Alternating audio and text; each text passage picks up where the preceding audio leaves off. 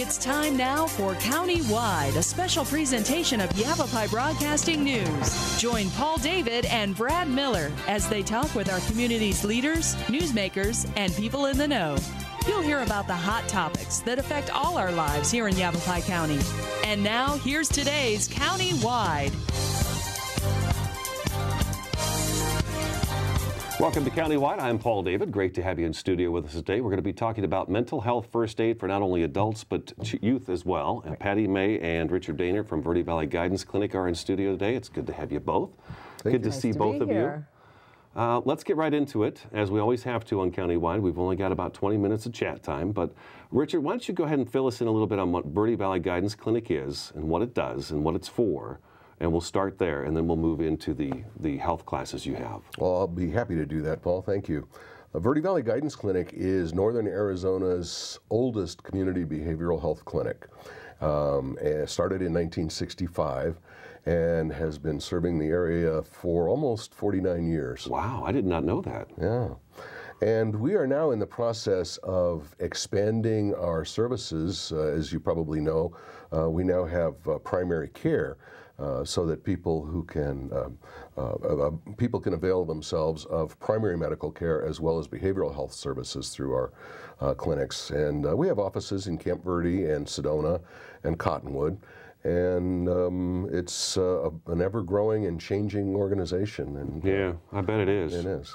Depending on who's coming through the doors and what's taking place. It's a 501c3 not-for-profit organization. So we are in it for the good of the community. Right, right. Let's jump into today's topic. Now, last time, Patty May, you were here, I think it was a couple of years ago, and we were trying to kind of discuss the stigma around mental illness. And I think we'd had the shooting that occurred down in Tucson, and we'd had a few other things like that where mental health, mental illness came into play in terms of the person that was doing the criminal activity. And we were kind of talking about that because the stigma around mental illness was getting to be that way. Absolutely, and that's where we started teaching mental health first aid. Right. Because of the stigma and because of that overreaching thought that people with mental illness just go crazy and shoot people, we started to help people recognize that mental illnesses are common. The most common mental illness is anxiety disorder, and the least common is schizophrenia, which gets the most press.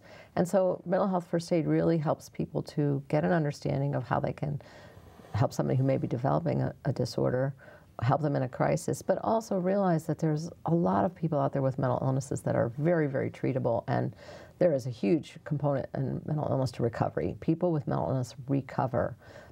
Probably there may be one schizophrenic that does some shooting things, but there may be 50 that same week that get jobs, have families, graduate college, and people don't know that. And so we want to continue to promote the fact. That's a good point to make, that there are a lot of success stories. I mean, there's far more success stories than there are tragic stories, I would imagine. Absolutely. I didn't even think about that. Yeah. Okay.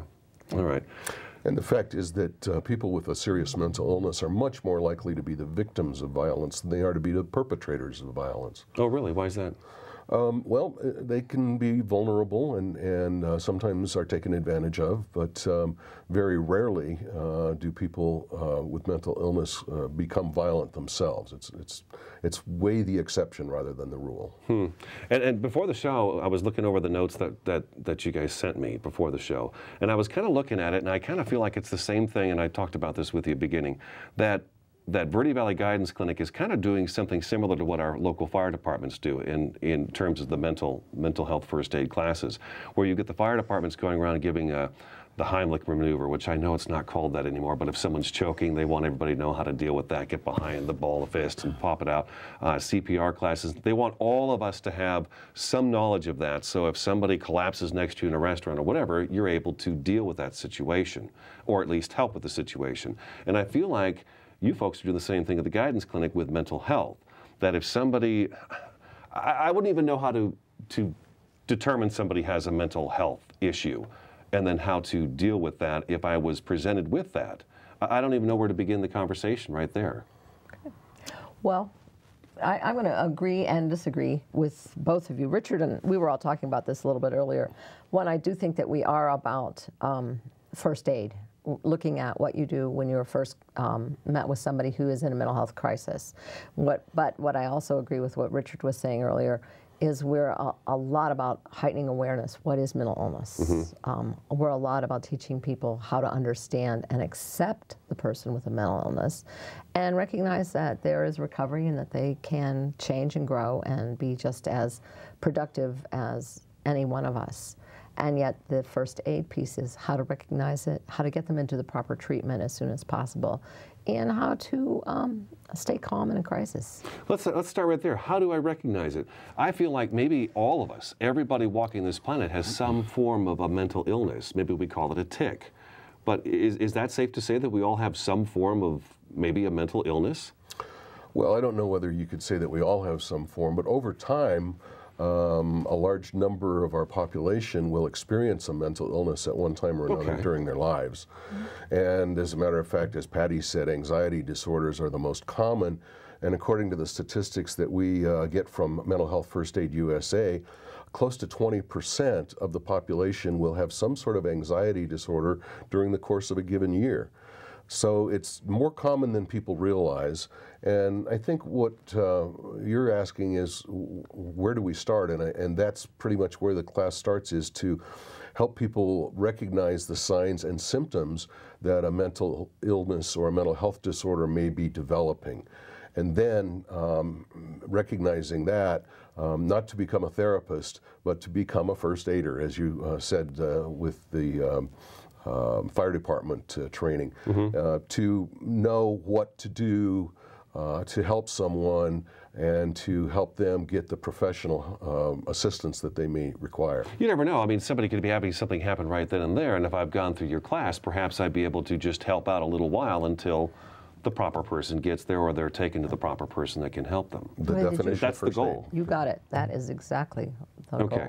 And also, I just, that comment, do we all have mental illness? Well, I think that if we take anxiety, we've all had anxiety. I was going to say, I mean, as just you were coming talking, here, is a little bit of anxiety making for me sometimes. So we've all had anxiety, but whether it develops completely into a mental illness, and what we call a mental illness is something that disrupts your ability to work, do your daily activities, or have satisfying relationships.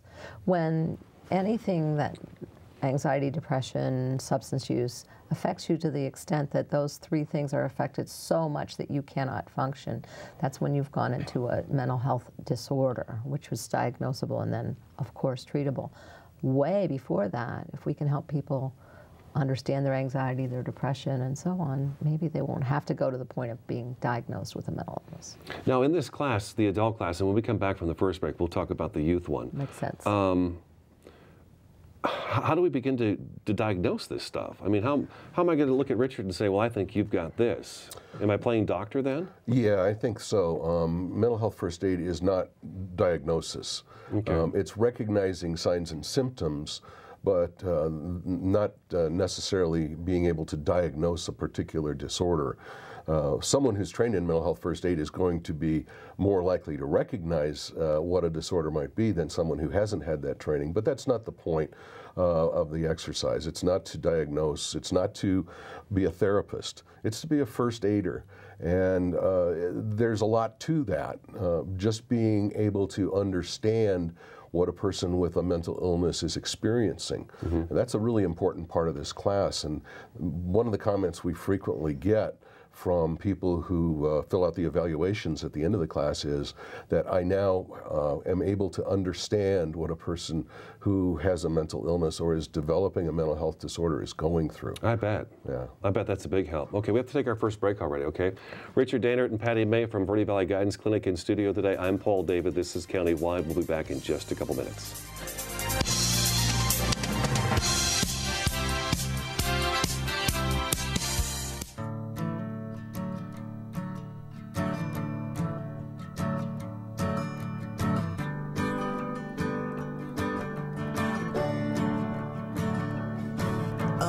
Listen now, can you hear the bluebirds?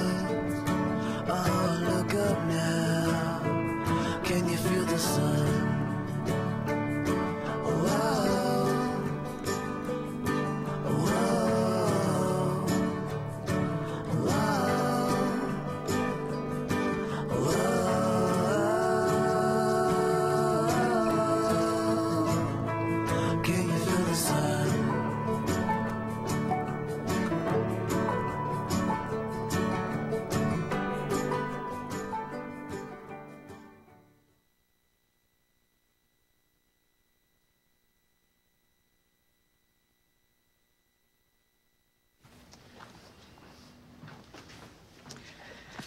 All right. I know this isn't any fun to talk about, but we should. Okay. So who's going to do what? I'll pack the dead batteries. Great.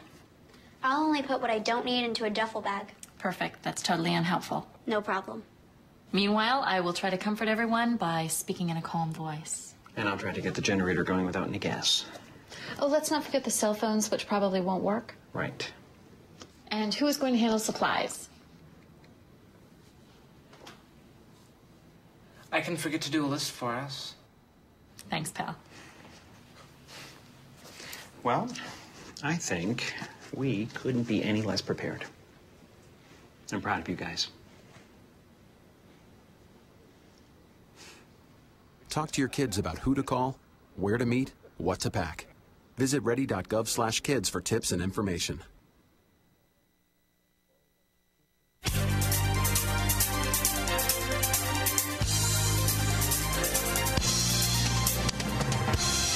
Welcome back to Countywide. Great to have you along. For more information about today's program, you can go to VerdeValleyGuidanceClinic.com or you can call 634-2236. Good number right there? Okay. Ask for me. Ask for Richard Dehnert. Okay, Richard Dehnert and Patty May from Verde Valley Guidance Clinic are in the studio today. We should note that Patty May is retired from Verde Valley Guidance Clinic, but she is part of these first aid trainings.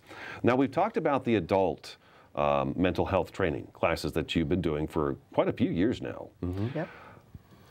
And now we have a youth one that we've started. Great. My first question for you is, for a youth, a young child who may have a mental illness, it's got to be far more difficult for a child to know that something's going on without being completely confused, as opposed to maybe an adult with a mental illness. I would think that as an adult, I'm going to say, something's going wrong here. Something's changed in me. Well, the child may not know that. Right. I think you're right on in that, Paul, but we focus on, say, 12 to 18. Okay. And the difficulties around that is so much of what goes on in adolescence may mimic the signs and symptoms of a mental illness. What do you mean? And, well, kids who are in the adolescent stage generally may have emotions that go up and down, wildly crazy. Teenage drama. First, absolutely. Okay. And that also could be the beginning of a psychotic disorder or a depression or an anxiety disorder. As a youth may have a panic prior to speaking in class because they're afraid of that kind of thing. That was me. All right. And I know that feeling. But that may not be a mental health disorder, but if they have panics continually and on and on and on, then you might want to look at this child as having an anxiety disorder. So there's that conflict between what's normal and what is the developing signs and symptoms of a mental health disorder. So that makes it a little bit difficult. And kids, as hard as it is for adults to say what's going on for them, it's much harder for kids. I would imagine. They don't understand if they're having voices, what's wrong with me, how crazy am I? If they're sad or happy or somebody is angry at them, it's a lot more difficult for them to explain to adults or other peers what's going on for them. And there are really, really, well, I think a good example is one of our films in here where the guy says, I couldn't tell my friends what was going on. I'm a football player. Mm-hmm. Nobody would believe me. Big tough jock. You can't even talk about it. Absolutely. So I think that makes it really difficult for kids to talk about what's going on. And kids experience mental health disorders differently than adults. As an adult, I might say, gee, this is more than just sadness about what just happened to me. As a kid, it's like, what is going on for me? I don't get it. I don't understand. I'm supposed to be this. Okay. Now, are these classes, is the adult one made for just adults, and then the youth one, is it made for the 12 to 18 to show up and go through the class, or is it anybody? That's a good question. The youth class is actually made for people who work with youth to take the class. Okay. So that they can begin to support kids who are struggling with the potentials of a beginning mental illness. It's not necessarily set up for youth. I think we have it cut off at age. I believe it's 18. 18. Yeah. The kids can come. But yeah, for adults who are assisting young people. Okay.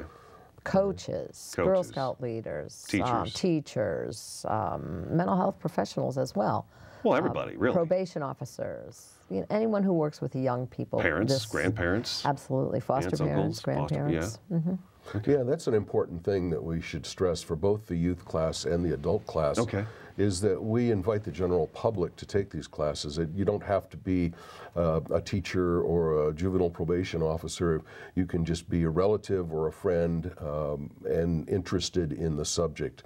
And we offer the class free to all of those folks. It's something that we think everybody should learn, just as you said at the beginning of the show. The first aid that we teach people to stop bleeding and to kickstart the heart, provide artificial respiration and things like that. It's just as useful when it comes to mental health as it is to physical health. So tell me a little bit about the youth one. Has got to be, I would think the youth would be a tougher one to go and take than the adult one. Is it like an 8-hour course? Is that what I saw? 8-hour class? Both of them. Both of them are 8-hour classes now. I think when we first were out here, it was a 2-day class, and they've shortened them so that they're both 8 hours. Okay. They're very different in the way they're set up and designed, but I think the information is very similar.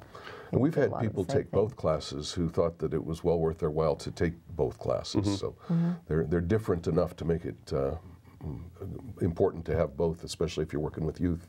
Now, do you actually go through the individual disorders? Because I noticed that some of the ones that were, I noticed the ones that showed up in the information you sent me was anxiety, which we've already established is the #1, depression, schizophrenia, bipolar disorder, substance abuse disorders. So those are all covered in this? And is it more, or? Well, in the adult version, that's really the focus, different disorders. In the youth version, we focus on signs and symptoms, but we talk about each disorder in the manual that the people get free for attending the class. This booklet comes with the class, And it has a lot of information on each of those disorders that you listed in the back of the manual. But with the youth version, we really deal with signs and symptoms and kids that may be developing a mental health disorder. Let's like kind of a nip it in the bud thing. Give me some of the signs, and since since you brought that up a couple of times, what are some of the signs that we should be looking for? Well, anxiety. The kid that's so nervous that they can't function or finish about everything process. Right. Okay. Maybe there would be physical signs and symptoms that could be related to eating disorders or anxiety disorders. Heart racing, sweating, loss of weight, not sleeping. If you're thinking about suicide, kids that might be giving away everything, writing about thoughts of deaths, writing about suicide,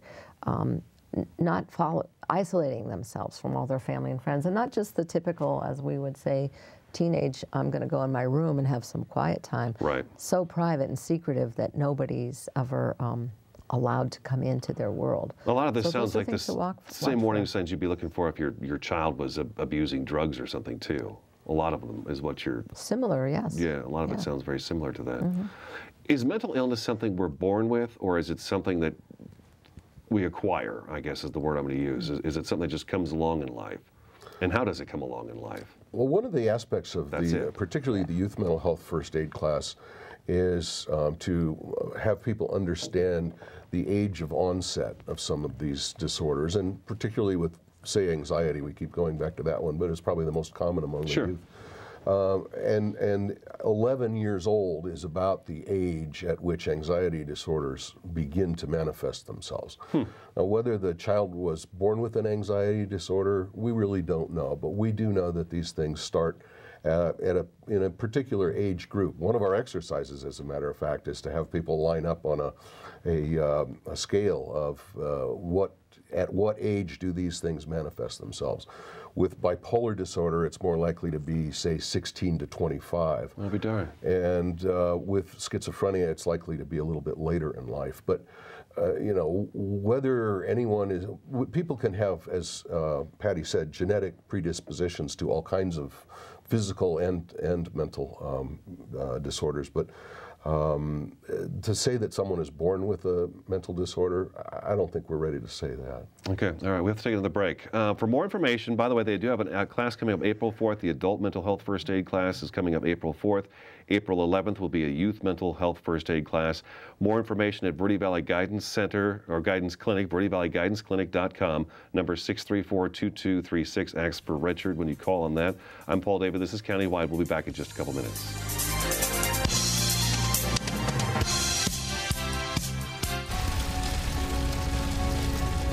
single ember from a wildfire can travel over a mile. That ember can ignite and destroy your home or community.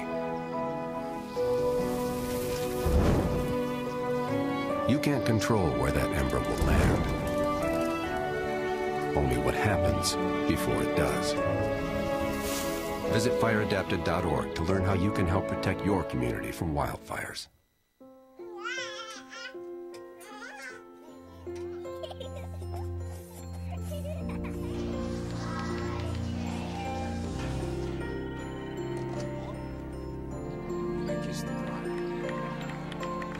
A full life, measured in seats, starts with the right ones early on. Car crashes are a leading killer of children 1 to 13. Learn how to prevent deaths and injuries by using the right car seat for your child's age and size. Know what?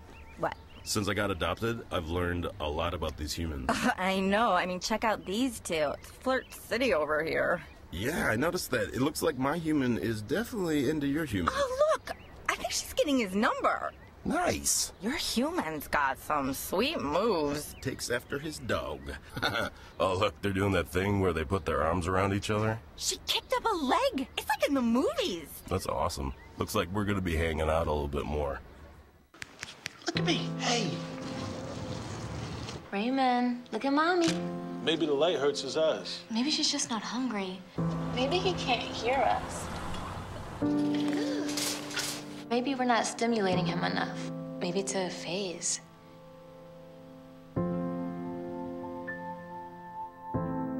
Avoiding eye contact is one early sign of autism. Learn the others today. The sooner it's diagnosed, the better.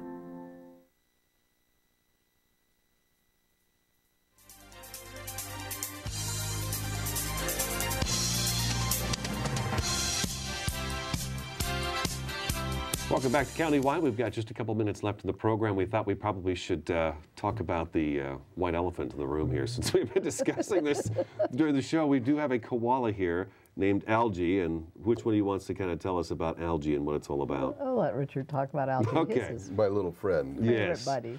Well, Algie is a mnemonic device. He is a koala, and by the way, mental health first aid did get started in Australia, so that's why our sort of mascot is a koala.